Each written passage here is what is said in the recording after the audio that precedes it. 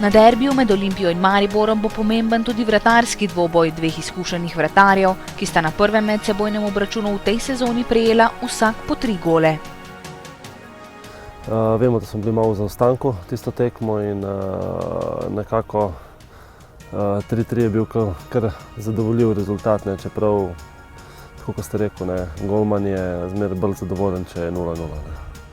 Mislim, da so res na svoj račun so prišli vsi gledalci, ki so bili na stadionu in tudi tisti, ki so gledali v naslanjačih tekmo. 6 golov, poln stadion, derbi, res smo uživali, vsi skupaj. Handanović in Šeliga sta podobnih let in nekdanja reprezentančna kolega, ki dobro poznata klubsko rivalstvo med Mariborom in Olimpijo. To so tekme, ko ni prostora za napake. Moraš biti skoncentriran, osredotočen, ne smeš prepustiti na ključu ničesar, v bistvu. Tako sem rekel, osredotočen od prve do 98 minute. Dokler ne piska konc, je treba biti osredotočen in maksimalno. Bo treba izločiti vse vplive zunaj igrišča, enostavno se osredotočiti na svoje predstave in da se delo opravi čim boljše.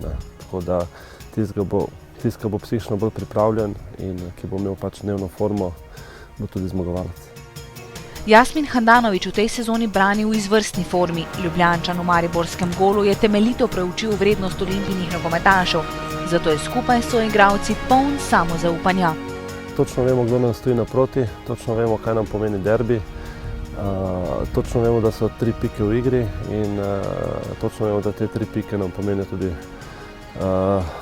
v bistvu približati se cilju, ki je naslov prvaka. Na derbijih imajo zunanji dejavniki še večji vpliv. Navijaška želja po uspehu je najbolj izražena prav na takšnih tekmah. Dokler navijajo v športnem duhu, dokler v bistvu ne delajo nekih stvari, ki ne sodijo na nogometna igrišča, se počutim odlično, res odlično, posebej, kadar so moji Dragonsi za mojim golom. Le še dan nas loči do našega največjega derbija. V Stožicah se bo jutri začelo 5 minut čez 20.